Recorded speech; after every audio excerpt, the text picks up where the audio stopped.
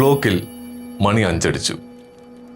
നോക്കി പൂർത്തിയാകാത്ത ഫയൽ അതേപടി വെച്ചു ചിലരാകട്ടെ തയ്യാറാക്കി വച്ചിരുന്ന ബാഗ് എടുത്ത് യാത്രയായി. നിമിഷ നേരം കൊണ്ട് ഒരു സർക്കാർ ഓഫീസ് ആളില്ല പൂരപ്പറമ്പ് പോലെയായി. വെള്ളിയാഴ്ചയാണ്. തീവണ്ടി പിടിച്ചാലേ നാട്ടിലെത്താൻ കഴിയൂ. വീണ് കിട്ടുന്ന ഭാഗ്യമാണ് സെക്കൻഡ് സാറ്റർഡേയും സൺഡേയും. രമേശൻ സാറേ, പിയൂൺ കബീറേട്ടൻ്റെ വിളി കേട്ടപ്പോഴേ മനസ്സിലായി എല്ലാവരും പോയി, സാറിന് പോകാറായില്ലേ എന്ന് സാരം. 6:10 മലബാർ എക്സ്പ്രസ് ഉണ്ടേ. LD ക്ലർക്കായി ജോലി കിട്ടി ഇവിടെ വന്നപ്പോഴേയുള്ള പരിചയമാണ് കബീറേട്ടനുമായി. എനിക്കും സുജയ്ക്കും എത്രയും പെട്ടെന്ന് വീട് വാടകയ്ക്ക് റെഡിയാക്കി തരാൻ ഒരുപക്ഷെ കബീറേട്ടനെ കഴിയൂ. അത്രയ്ക്കും ജനപ്രീതിയുണ്ട് അയാൾക്കിവിടെ. പക്ഷേ എനിക്കും കബീറേട്ടനും ഡെപ്യൂട്ടേഷനിൽ തിരുവനന്തപുരത്ത് സെക്രട്ടേറിയറ്റിൽ ജോലി ചെയ്യേണ്ടി വന്നു. പക്ഷേ സുജയെ കൊണ്ടുവരാൻ 1-2 മാസം കൂടി വേണം. പിന്നെ ചെറുതാണെങ്കിലും അവൾ പഠിച്ച തൊഴിൽ കളയാൻ അവളും തയ്യാറായില്ല. എനിക്ക് ജോലി ഇല്ലാതിരുന്നപ്പോൾ അവളുടെ ഈ ചെറിയ ശമ്പളമായിരുന്നു ഞങ്ങളുടെ അത്താണി. സരോജിനി ചേച്ചിയും മകളും രാത്രി വന്ന് കൂട്ടുകിടക്കും. അതുകൊണ്ട് ഒട്ടും പേടിയില്ല. അവസാനത്തെ ജനാലയം അടയ്ക്കുന്ന സമയത്തിനുള്ളിൽ ബാഗും ചോറ്റുപാത്രവും എടുത്ത് പുറത്തേക്കിറങ്ങി. കബീറേട്ടന് ബൈക്കുണ്ട്. നാട്ടിൽ നിന്ന് വിട്ടുമാറി നിൽക്കുന്നതിനാൽ എൻ്റെ ബൈക്ക് ഞാൻ കൊണ്ടുവന്നില്ല. പിന്നെ കാറൊക്കെ EMI എടുക്കാം. പക്ഷേ സുജ, അവൾക്ക് ഈ കടബാധ്യതയൊന്നും ഇഷ്ടമല്ല. പാവം, ഉള്ളതുകൊണ്ട് കഴിയാൻ എന്നെയും അവളിപ്പോൾ പഠിപ്പിച്ചിരിക്കുന്നു കേട്ടോ.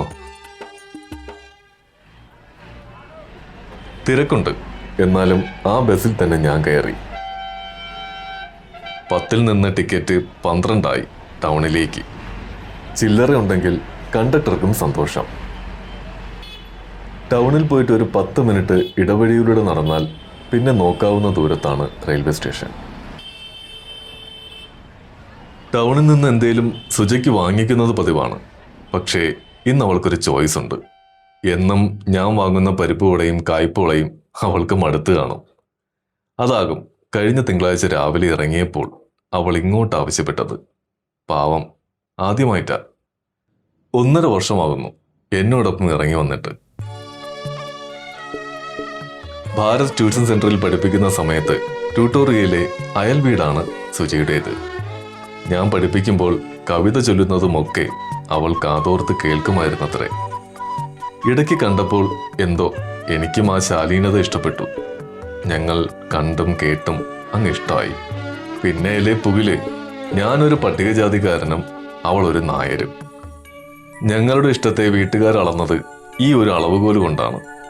തുലാസിൽ ഞാൻ കുറഞ്ഞു പോയതിനാൽ മുൻതൂക്കക്കാരനായ സദാശിവൻ നായർ, അവളുടെ അച്ഛൻ, എൻ്റെ ട്യൂട്ടോറിയലിലെ ജോലി കളയിപ്പിച്ചു. 4 മല്ലന്മാരായ ഗുണ്ടകളെ വിട്ട് എന്നെ ഒന്ന് ഒളിച്ചിരുന്ന് മർദ്ദിച്ചു. പിന്നോക്കക്കാരനായ എനിക്ക് പിന്നിൽ നിൽക്കാനേ സാധിച്ചുള്ളൂ. പക്ഷേ സുജ, ഞാൻ അവിടെ നിന്നെടുത്ത ട്രെയിൻ ടിക്കറ്റ് 2 പേർക്കാക്കാൻ അവൾ ഒരു കൂസലുമില്ലാതെ പറഞ്ഞു. അന്ന് കൂടിയതാ എൻ്റെ ഭാര്യയായി. ഒരു ലളിതമായ മാലയിടലും പിന്നെ സബ് രജിസ്ട്രാർ ഓഫീസിൽ ഒപ്പിടലും കഴിഞ്ഞു. അങ്ങനെ 3 മാസത്തിനുള്ളിൽ എൻ്റെ റാങ്ക് ലിസ്റ്റ് വന്നു. ജോലിയിൽ പ്രവേശിച്ചതിന് ശേഷം വലിയ അല്ലലൊന്നുമില്ലാതെ എനിക്ക് അവളെ നോക്കാൻ പറ്റി. തിങ്കളാഴ്ച വെളുപ്പിന് ഇറങ്ങുമ്പോൾ എന്നോടവൾ പറഞ്ഞു, ദേ, വെള്ളിയാഴ്ച വരുമ്പോൾ ഒരു കാര്യം കൂടി വാങ്ങണം. പുഞ്ചരിച്ചു നിൽക്കുന്ന അവളെ ഞാൻ അതിശയത്തോടെ നോക്കി. പറ, നീ ആദ്യമായിട്ടല്ലേ എന്നോടിങ്ങനെ ചോദിക്കുന്നത്? അതുകൊണ്ട് എത്ര വിലപിടിപ്പുള്ളതായാലും ഞാൻ വാങ്ങിത്തരും. ഏയ്, അങ്ങനെയൊന്നുമില്ല. എനിക്ക് ടൗണിൽ നിന്ന് കുറച്ച് പച്ച അലുവ വേണം. അവൾ പറഞ്ഞത് കേട്ടിട്ടല്ല എനിക്ക് ആഹ്ലാദം വന്നത്. എൻ്റെ വലത് കൈ പിടിച്ച് അവളുടെ ആലില പോലത്തെ ആ വയറിൽ വെച്ചപ്പോഴാണ് ഉള്ളൊന്ന് നിറഞ്ഞു.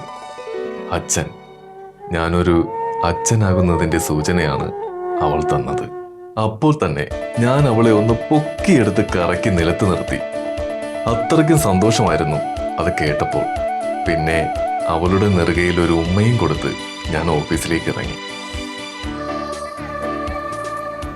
ബേക്കറിയിലെ കണ്ണാടി ചില്ലയിൽ ഇളം പച്ച നിറമുള്ള അലുവ 1 കിലോ മേടിച്ചു. ട്രെയിൻ ഒരല്പം ലേറ്റാണ്. തീവണ്ടിയിൽ നിന്ന് പുറത്തേക്ക് ഇറങ്ങുമ്പോൾ എന്തോ മറന്നതുപോലെ. ഫോൺ. അല്ലേലും ഞാനിങ്ങനെ അതാ ഓഫീസിൻ്റെ ഫയൽ സെക്ഷനിൽ തന്നെ കാണും. പിന്നെ അതിനെക്കുറിച്ച് ഓർത്തില്ല.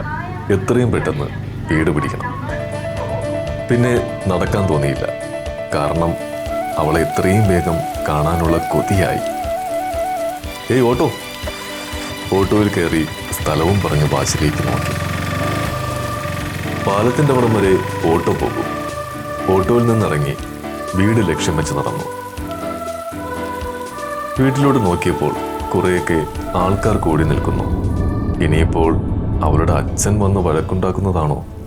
നാട്ടുകാർക്ക് അലോഹ്യം തോന്നി എന്നിട്ട് വന്നതാണോ?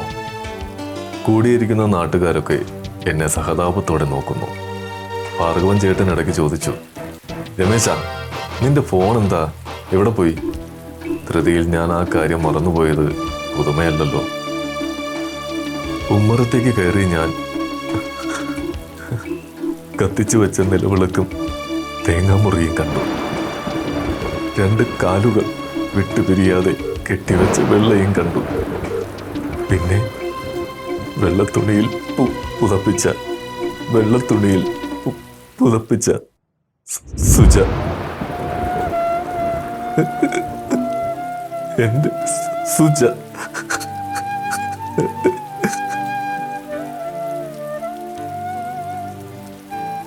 ഗ്യാസ് പൊട്ടിത്തെറിച്ചത്രേ. എന്നെ അന്വേഷിച്ചിട്ടും ഫോണിലും കിട്ടിയില്ല. പിന്നെ അവളുടെ അച്ഛനൊക്കെ വന്നു. ഞാൻ കരയണത് സുജയ്ക്ക് ഇഷ്ടമല്ല. പക്ഷെ എനിക്ക് എൻ്റെ നഷ്ടം. വാവിട്ട് കരഞ്ഞ എന്നെ ആരൊക്കെയോ ആശ്വസിപ്പിച്ചു. അപ്പോഴും എൻ്റെ സുജ.